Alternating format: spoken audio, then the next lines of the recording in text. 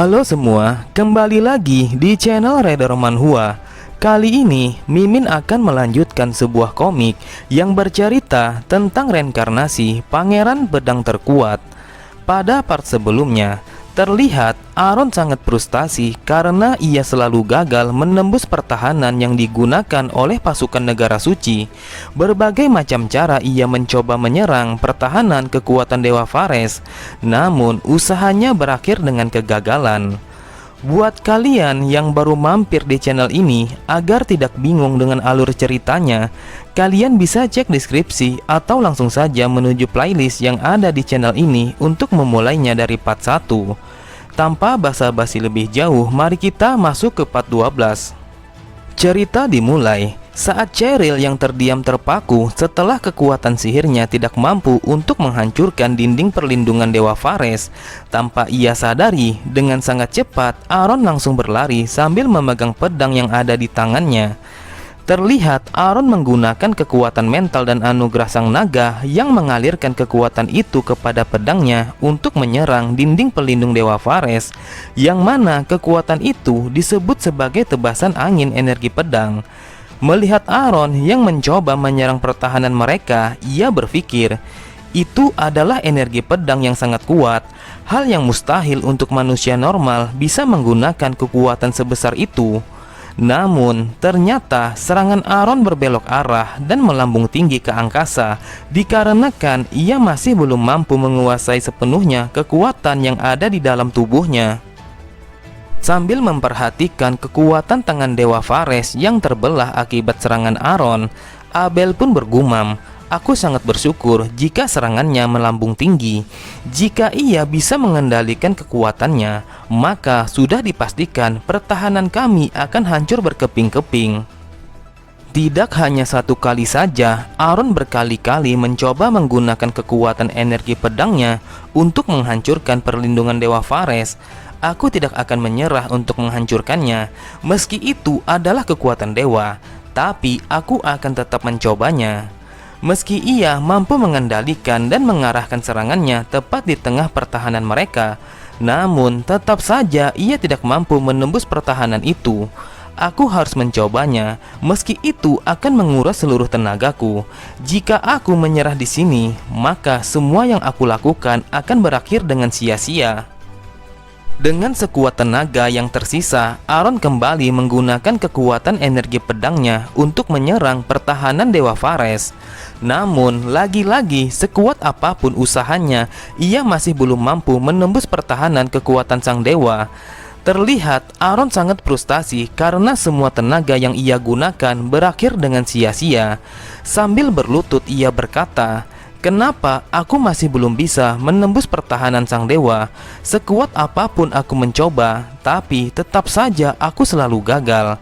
Sambil tertawa sinis memperhatikan Aaron yang sudah frustasi dengan kegagalannya, Abel pun berpikir, berani sekali seorang manusia biasa berpikiran akan bisa menghancurkan kekuatan Dewa Phares yang agung.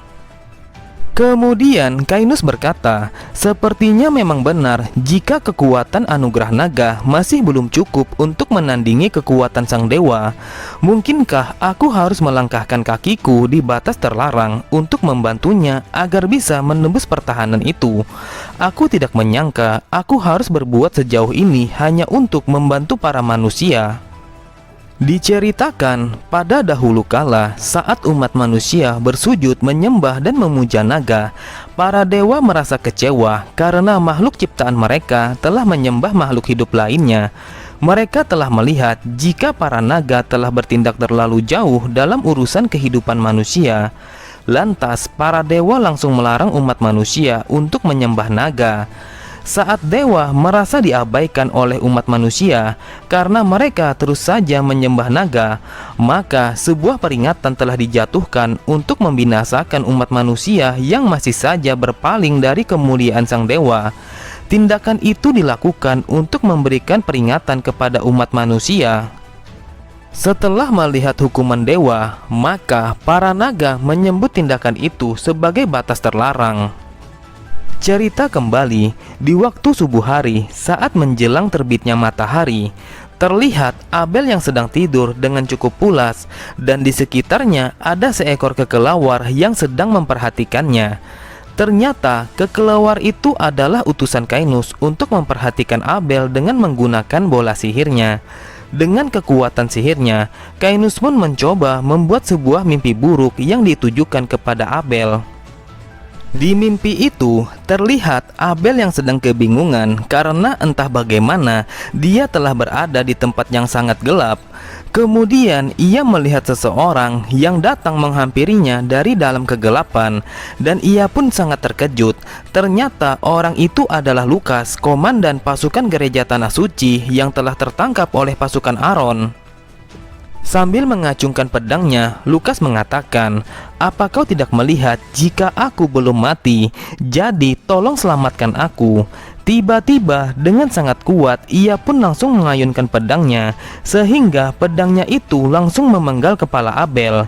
Seketika Abel pun langsung terbangun dari tidurnya dan berteriak dengan sangat keras karena ia sangat terkejut akan kejadian itu. Kemudian ia berpikir, "Aku yakin jika Lukas pasti sudah mati, tapi dia memintaku untuk menyelamatkannya.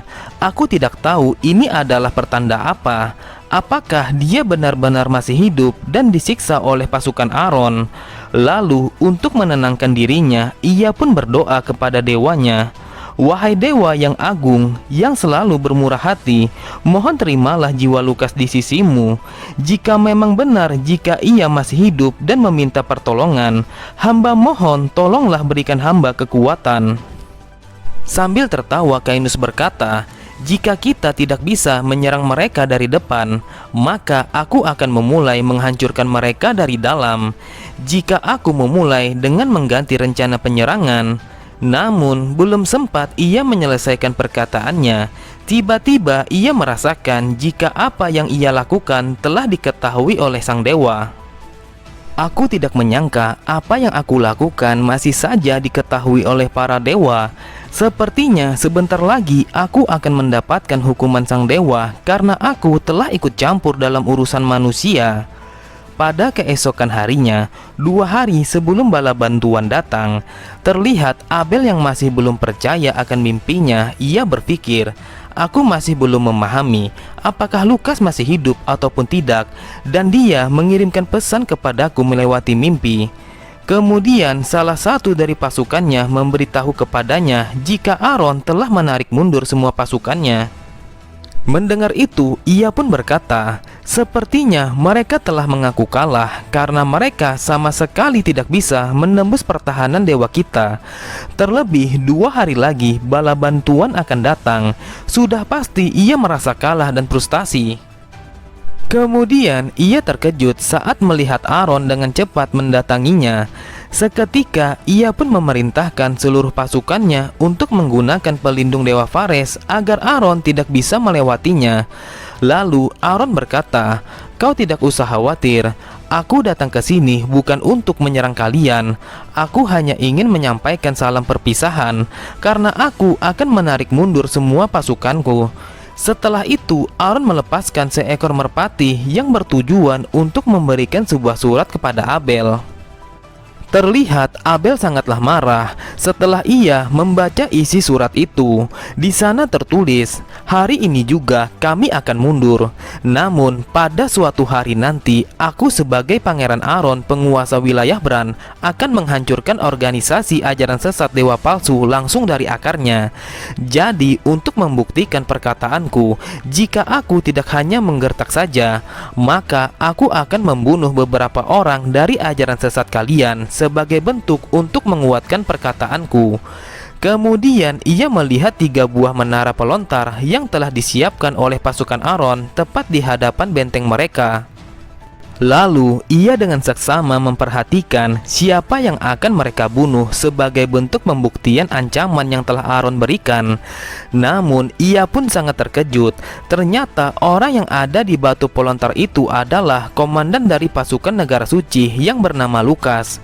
Dengan sangat keras Lukas berteriak, "Kalian para bajingan memang pantas mendapatkan ribuan hukuman dari dewa kami. Aku yakin kalian semua akan dihukum dengan seberat-beratnya." Tanpa memperdulikan ocehannya, Kainus pun memerintahkan pasukannya untuk melontarkan Lukas yang telah diikat kepada batu besar itu. Mengetahui jika nyawanya sudah di ujung tanduk, ia mencoba untuk memberontak agar ia bisa terlepas dari batu pelontar itu. Terlihat Abel pun sangat terkejut saat mendengar suara Lukas yang berteriak untuk meminta pertolongan mereka. Ia tidak menyangka jika Lukas masih bernyawa setelah beberapa hari telah tertangkap oleh pasukan Aaron. Semuanya pun menjadi sangat tegang saat Kainus memerintahkan pasukannya untuk memotong tali senjata pelontar itu. Seketika, Lukas dan tahanan lainnya langsung melayang terbang menuju benteng pertahanan yang telah digunakan oleh Abel. Sambil tersenyum dan memperhatikan, Kainus berkata, "Sungguh pemandangan yang luar biasa. Aku hanya bisa melihat hiburan seperti ini saat aku berubah menjadi manusia. Menerima hukuman dewa tidak akan bisa membuatku menyerah begitu saja. Aku bisa membantu manusia hanya sampai di sini saja. Jadi kalian semua berikanlah aku hiburan yang memuaskan untuk aku saksikan." Cerita berpindah. Pada pagi hari sebelum melaksanakan rencana penyerangan, terlihat mereka telah melakukan rapat darurat karena waktu mereka untuk merebut benteng itu hanya tersisa 2 hari. Kainus pun berkata, agar rencana ini berjalan dengan lancar, maka kalian harus menyelesaikan tugas yang telah aku persiapkan. Aku tidak ingin mendengar keluhan apapun dari kalian semua, jadi lakukanlah dengan semaksimal mungkin. Melihat ekspresi mereka semua yang sangat serius untuk mendengarkan apa yang telah ia rencanakan, ia pun dengan penuh semangat menjelaskan rencana yang sudah ia susun dengan rapi. Di tempat yang berbeda, terlihat Cheryl yang memperhatikan jika batu pelontar telah dilepaskan. Ia pun teringat akan rencana yang Kainus berikan kepadanya. "Setelah kita meluncurkan batu pelontar, aku ingin kau memanggil sihir apimu ketika pertahanan musuh mulai teralihkan, karena aku yakin jika musuh pasti melemahkan pertahanan Dewa Fares." Dengan cepat, Cheryl memanggil sihir apinya untuk mengikuti pergerakan batu besar itu tepat di belakangnya agar ia tidak ketahuan oleh pasukan musuh. Melihat Lukas yang semakin mendekat, ia pun sangat panik karena jika ia terkena dinding pertahanan Dewa Fares, maka sudah dipastikan jika Lukas akan hancur dan mati seketika. Jika semua itu terjadi, maka mimpiku akan menjadi kenyataan karena aku telah membunuhnya dan dia akan menghantuiku di setiap malamku. Agar semua itu tidak terjadi, ia pun memerintahkan semua pasukannya untuk berhenti berdoa dan melepaskan pertahanan Dewa Fares. Tidak hanya satu kali saja, ia berkali-kali memerintahkan semua pasukannya untuk menghentikan doa mereka. Dan itu membuat semua pasukannya menjadi kebingungan karena sangat tidak mungkin menghilangkan pelindung Dewa Fares saat para musuh masih berdiri di hadapan pertahanan mereka. Mau tidak mau, akhirnya mereka menuruti perintah Abel untuk menghentikan doa mereka. Kemudian, ia melihat pelindung Dewa Fares telah menghilang. Cheryl pun dengan segera merubah bola api kecilnya untuk berevolusi menjadi api yang sangat besar.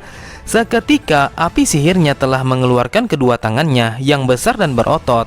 Lalu, dengan sangat kuat, ia menghancurkan batu besar itu dengan menggunakan tinjunya, sehingga membuat Lukas terlempar dan mati seketika. Tidak hanya sampai di situ saja, ia pun menggunakan kedua tangannya untuk menghancurkan dinding pertahanan benteng mereka. Di tempat yang berbeda, Aaron yang memperhatikan serangan bola api Cheryl yang menghancurkan benteng pertahanan musuh, ia pun teringat akan tugas yang diberikan oleh Kainus. "Jika serangan pertama sudah dimulai, maka aku memintamu untuk terus maju tanpa sedikit pun keraguan dan percayakan semuanya kepada pasukan yang mendukungmu." Kemudian Aaron melepaskan semua perlengkapan baju perangnya dan bersiap untuk maju setelah tembok benteng pertahanan musuh sudah jebol. Setelah menerima serangan dadakan dari bola api Cheryl, terlihat Abel sangatlah panik karena di satu sisi ia memikirkan benteng pertahanan yang telah diserang, dan di sisi lain ia memikirkan keselamatan nyawa Lukas yang terpental setelah mendapatkan serangan telak di tubuhnya. Sambil berteriak, Abel memerintahkan sebagian pasukannya untuk berdoa dan memasang perlindungan Dewa Fares, dan memerintahkan sebagian yang lainnya untuk mencari keberadaan Lukas yang terbang terpental jauh. Kemudian Cheryl menggunakan sihirnya untuk memanggil api inferno yang berwarna hijau untuk menyerang tembok benteng pertahanan musuh. Di saat Abel yang berdoa bersama para pasukannya untuk membangun pertahanan Dewa Fares, di saat itulah secepat kilat api inferno mencoba menerobos masuk ke dalam pertahanan musuh. Setelah api inferno berhasil masuk ke dalam, Cheryl pun memerintahkan api itu untuk berevolusi. Dengan sangat kuat, api inferno itu langsung menghantamkan tubuhnya, sehingga membuat tembok benteng musuh langsung hancur seketika dan membuat lubang yang lumayan besar. Melihat runtuhnya tembok benteng pertahanan, mereka pun terlihat sangat panik dan salah satu dari pasukannya berkata, "Tuan, apa yang harus kita lakukan? Kita akan kalah apabila mereka berhasil masuk ke dalam sini." Abel pun mencoba menenangkan para pasukannya yang sudah mulai gelisah. Ia berkata, "Kalian tidak usah khawatir. Selama kita memiliki perlindungan Dewa Fares, maka musuh kita tidak akan bisa masuk ke dalam sini." Kemudian ia sangat terkejut saat melihat Aaron yang melaju memacu kudanya telah memasuki benteng pertahanan mereka melewati celah tembok yang telah hancur itu. Dengan geramnya ia berkata, bagaimana bisa ia melakukan ini? Dia mengambil kesempatan untuk masuk ke sini setelah kami terkecoh dengan sihir bola api yang mereka gunakan. Sambil menunjuk dengan lantang, Aaron berteriak, "Wahai manusia sesat pemuja dewa palsu, aku adalah Pangeran Aaron. Aku datang ke sini untuk memenggal kepalamu. Jadi, jangan berharap kau bisa hidup lebih lama." Mendengar itu, Abel hanya tertawa. "Bagaimana bisa kau akan memenggal kepalaku tanpa membawa sebuah senjata? Sedangkan kau sangat susah payah untuk bisa masuk ke sini. Aku sangat tidak yakin akan bualanmu itu." Dengan tegas, Abel memerintahkan semua pasukannya untuk menutup tembok yang telah hancur akibat sihir yang digunakan oleh pasukan Aaron. Dan ia mengatakan siapapun yang bisa membunuh orang sesat itu yang telah menghina Dewa Fares, maka orang itu akan mendapatkan hadiah yang sangat besar. Mendengar perintah dari Abel, mereka pun dengan bersemangat untuk menyerang Aaron secara bersama-sama. "Dasar manusia sesat, berani sekali kau menentang Dewa Fares. Sudah jelas jika kami akan membunuhmu sebagai penebusan dosa." Sambil tertawa, Aaron berkata, "Apakah aku tidak salah dengar? Kalian mau menutup temboknya? Sudah pasti itu tidak akan pernah terjadi." Aaron pun langsung melompat dan berlari dengan sangat cepat menuju ke arah salah satu dari penjaga yang mencoba menutup tembok yang telah mereka jebol. Meski penjaga itu mencoba menahan pukulan Aaron dengan menggunakan perisai yang ia gunakan, namun saking kuatnya pukulan Aaron sehingga membuatnya terlempar ke belakang dan langsung tidak sadarkan diri. Kemudian ia mengambil perisai itu yang tergeletak di tanah. Memang sangat sulit untuk menerobos masuk ke dalam benteng pertahanan ini, tapi dengan usaha keras dan taktik yang kami gunakan, akhirnya kami mampu berhasil menembus pertahanan kalian. Jadi jangan harap kalian akan bisa menutup tembok ini lagi. Satu langkah pun kalian mendekat, maka aku akan membunuh kalian satu persatu." Terdengar suara Morel yang mengatakan dari arah belakangnya, "Aku setuju dengan apa yang Anda katakan. Meski sulit, tapi kita sudah berhasil untuk menembus pertahanan ini." Terlihat para pasukan Aaron perlahan memasuki tembok pertahanan yang telah mereka hancurkan, dan mereka bersiap untuk melakukan peperangan yang sudah mereka rencanakan. Melihat pasukan Aaron yang sudah mulai memasuki wilayah benteng pertahanan mereka, Abel pun langsung memerintahkan semua prajuritnya untuk menghadang agar mereka semua tidak bisa masuk lebih dalam lagi. Di sisi yang lain, Aaron juga memerintahkan pasukannya untuk menyerang dan memukul mundur semua pasukan negara suci yang mencoba menghadang mereka. Dengan penuh semangat ia mengatakan, "Kalian semua jangan pernah ada rasa takut saat menghadapi orang-orang sesat ini, karena benteng pertahanan mereka sudah kita kuasai. Ambil senjata kalian, berperanglah dengan gagah berani, lalu kita akan merebut benteng pertahanan ini." terlihat salah satu dari prajuritnya mulai berlari untuk melawan pasukan Negara Suci yang sudah bersiap di hadapan mereka. Namun langkahnya pun langsung terhenti saat Morel menariknya dari arah belakang. Dengan tatapan yang serius ia berkata, "Apakah kau akan percaya kepadaku? Aku sudah memiliki rencana untuk menghentikan serbuan mereka secara sekaligus." Terlihat ia pun sangat bingung saat Morel memberikannya sebuah perisai kayu. Belum sempat ia menanyakan apa maksudnya itu, tiba-tiba tanpa ia sadari, Morel langsung melemparkannya ke arah pasukan musuh yang sudah mulai menyerang mereka. Sambil berteriak ia berkata, "Dasar Kapten Bajingan, apa yang sudah kau lakukan? Apakah ini yang kau sebut sebagai rencana rahasia?" Benar saja, beberapa dari pasukan Negara Suci telah tersungkur setelah tertabrak perisai yang ada di tangannya. Namun, serangan yang dilemparkan oleh Morel hanya mampu menjatuhkan beberapa pasukan musuh saja. Melihat serangan dadakan itu, terlihat dua orang dari pasukan musuh mencoba menyerangnya secara bersama-sama. Menyadari jika dirinya sudah dalam bahaya, ia pun dengan sigap melindungi kepalanya saat dua buah pukulan tepat mengarah ke wajahnya. Sambil menahan serangan itu, dengan paniknya ia berkata, "Apakah ini yang kau sebut sebagai kepercayaan? Kau dengan sengaja telah mengorbankan nyawaku." Setelah berkali-kali pasukan Negara Suci menyerang perisai yang ia gunakan, pada akhirnya perisai itu pun langsung hancur berkeping-keping. Ia pun terlihat sangat pasrah saat dua buah senjata pasukan musuh hampir mendarat di wajahnya. Dengan cepat Morel menangkis senjata itu menggunakan sebuah tombak kayu. Akan tetapi usahanya ternyata sia-sia karena tombak kayu itu tidak mampu menahan kerasnya logam baja dari senjata musuh. Tiba-tiba dengan sangat keras sebuah tombak kayu lainnya langsung menghantam wajah pasukan Negara Suci sehingga membuatnya langsung tersungkur ke belakang.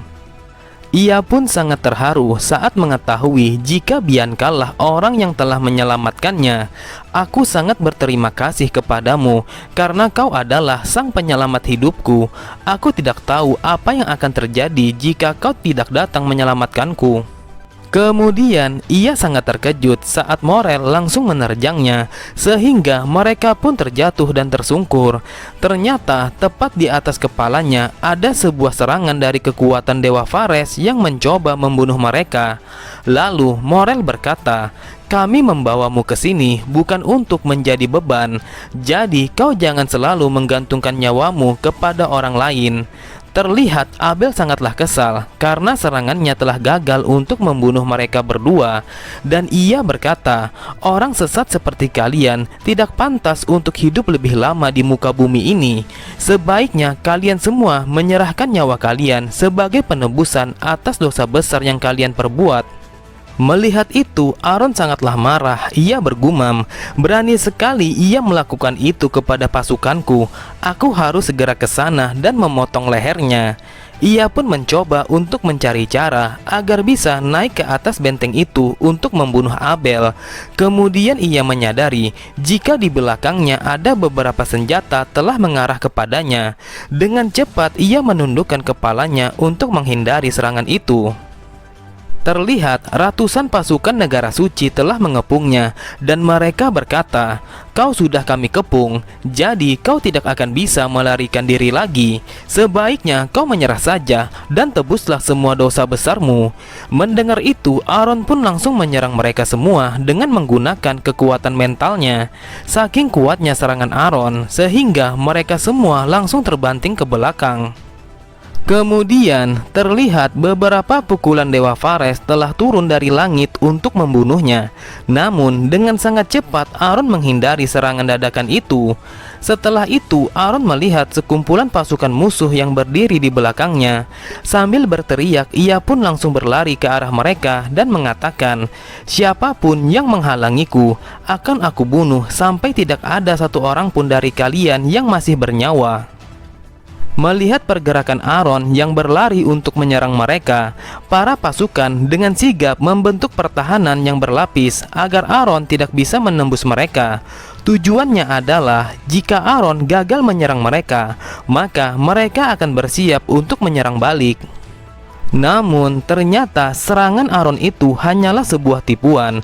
Tujuan utamanya untuk menyerang mereka adalah agar melontarkan tubuhnya untuk bisa menaiki tembok pertahanan benteng itu. Abel pun sangat terkejut saat melihat pergerakan Aron yang begitu lincah, karena dengan mudahnya ia mampu menaiki tembok yang tinggi itu. Sesampainya di atas tembok itu, dengan tatapan yang penuh amarah ia berkata, "Sekarang waktunya untuk memotong kepalamu karena kau telah berani menentangku." Melihat Aron yang berlari untuk menyerangnya, dengan paniknya Abel memerintahkan semua pasukannya untuk menahan serangan Aron yang menuju kepadanya.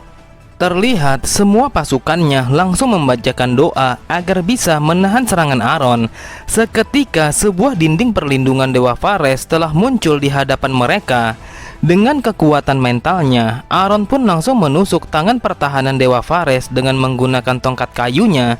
Namun serangannya masih belum mampu menembus pertahanan sang dewa. Sambil tersenyum Abel berkata, "Sudah aku bilang, sekuat apapun kau mencoba, tetap saja kau tidak akan bisa melawan kekuatan Dewa Suci kami." Mengetahui jika ia telah diremehkan oleh Abel, ia pun mencoba kembali menyerang pertahanan mereka dengan kekuatan mentalnya. Namun tetap saja usahanya kembali gagal. Bahkan tongkat kayu yang ia gunakan tidak mampu menahan kekuatan Dewa Phares sehingga membuatnya menjadi patah.